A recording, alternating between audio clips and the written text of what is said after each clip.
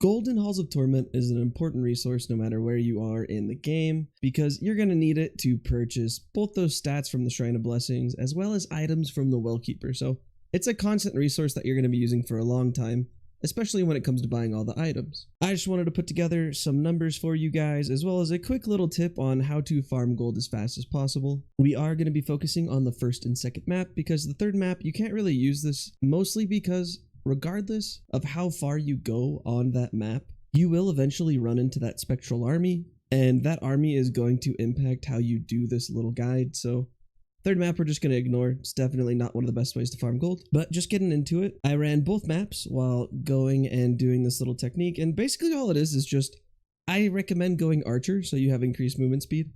And you're just going to be basically holding one of your directional buttons. Doesn't matter if you go up, down, left, or right.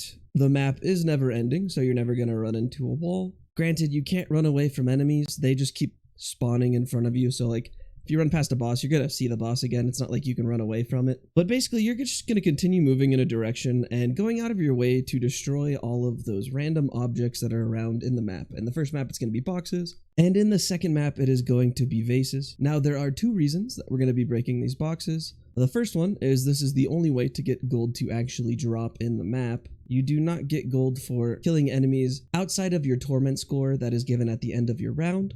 And I'll just tell you right now that doing this, like move to the left technique or move to the right, whatever direction you go in, it does not have any like impact on how many kills you get. You're going to get the same amount of kills that you would if you were standing in one spot or just moving around a little. If anything, I do feel like this sometimes actually is a lot better than just generically standing in the same spot. But we're going to be breaking these boxes and vases to get gold drops. They drop in increments of 1, 5, or 25. And it is very common. There's a lot of boxes and vases around in the map. And if you're constantly moving, you're going to be running into them a lot. You'll also get those consumables that give you HP. You'll get the stat buffs that either increase your damage, increase your cast rate, increase your HP regen, as well as make you invulnerable. And the last and most important thing that we're actually looking for is these little slimes that are golden. You may have noticed these, you might not have. These slimes basically spawn from destroying objects. And if you pay attention, they actually drop gold coins on the ground as they run away. If you're able to chase them down and actually kill them, they drop around 100 gold per. And this is going to significantly increase the amount of gold that you would get from a run. Normally, if you just play the game without really going out of your way to destroy these boxes, you're probably going to hit around 4,000 to 6,000 gold depending on how well you do. However, when you run through with this little technique, you're actually going to be hitting on the first map around 8 to 10k and on the second map around 10 to 12k, depending on just how fortunate you are with those slime spawns, as well as the RNG in regards to the stacks that drop. This is going to double your gold farm on both of these maps, and it's just going to make the game go a lot faster for you in regards to being able to buy those items as well as buy those stats from the Shrine of Blessings. The only downside is that it is a little bit more interactive, so if you enjoy kind of like standing in the same spot and testing your builds that way, this might not exactly be for you.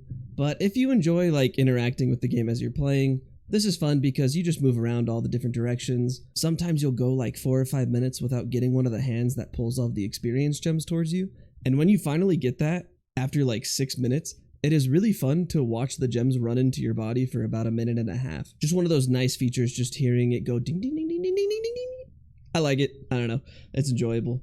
But that's the gist of it, guys. We're going to be ignoring the third map because with that spectral army that spawns at the beginning of the game, I found out actually, as you move in one direction on the bridge, you will eventually run into this army.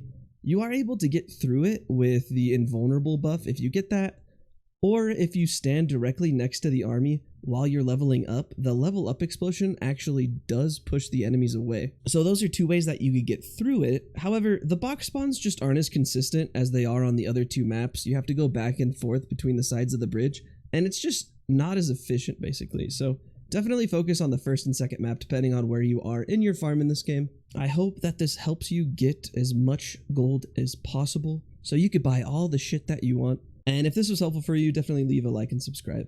As always, I appreciate the support, guys, and I hope to see you on the next one.